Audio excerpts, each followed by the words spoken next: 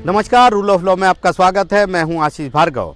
Supreme court ने लगातार 3 दिनों तक 7 जजों के संविधान पीठ में एक मामले की सुनवाई की।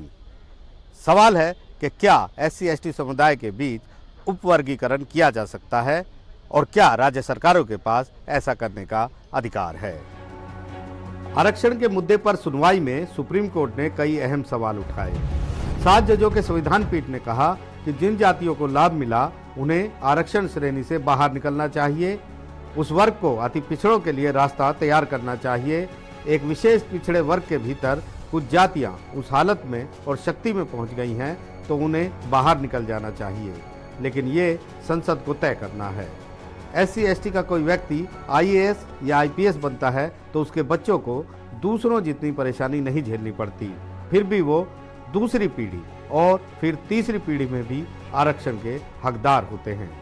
एक विशेष वर्ग में कुछ उपजातियों ने बेहतर प्रदर्शन किया है, वो श्रेणी से आगे भी हैं तो उन्हें आरक्षण से बाहर निकलकर जनरल कैटेगरी से मुकाबला करना चाहिए। आरक्षण का लाभ सिर्फ उन्हें मिलना चाहिए जो पिछड़ों में अब भी पिछड़े हैं। यह मामला 7 जजों के संविधान पीठ तक कैसे पहुंचा, ये भी जानना काफी अहम है। ये मामला गवाह है कि कैसे एक ही कानूनी मुद्दे पर 5 जजों के 2 संविधान पीठों की राय अलग अलग रही। 2005 में सुप्रीम कोर्ट में 5 जजों के संविधान पीठ का एक फैसला आया। EV चिन्नैया बनाम आंध्र प्रदेश राज्य मामले में सुप्रीम कोर्ट के संविधान पीठ ने कहा कि SC/ST श्रेणियों में उपवर्गीकरण स्वीकार्य नहीं है।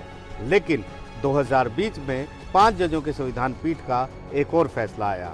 इस दूसरी बेंच ने कहा कि EV चिन्नैया मामले की समीक्षा की जरूरत है और फिर इस मामले को 7 जजों के बड़े संविधान पीठ में भेज दिया गया।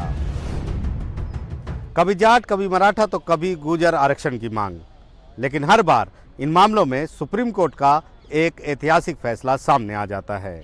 जी हाँ, 1992 का इंदिरा साहनी फैसला। 1991 में केंद्र सरकार OBC के लिए 27% आरक्षण लेकर आई। मामला सुप्रीम कोर्ट पहुंचा। 9 जजों के संविधान पीठ ने इस मामले में सुनवाई शुरू की। 1992 में सुप्रीम कोर्ट का एक ऐतिहासिक फैसला आया। 6-3 के बहुमत से सुप्रीम कोर्ट ने कहा कि OBC को आरक्षण दिया जा सकता है और अपनी इस पर मोहर लगा दी।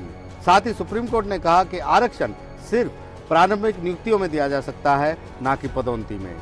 सुप्रीम कोर्ट ने यह भी कहा कि आरक्षण की कुल सीमा 50% से ज़्यादा नहीं हो सकती।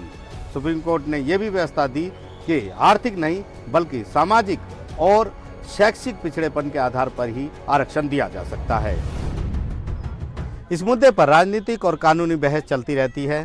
सुप्रीम कोर्ट के आरक्षण को लेकर कई बड़े फैसले भी हैं, एक और बड़ा फैसला भी आएगा, लेकिन ये एक ऐसा मुद्दा है जिसका कभी भी स्थायी हल नहीं निकलता।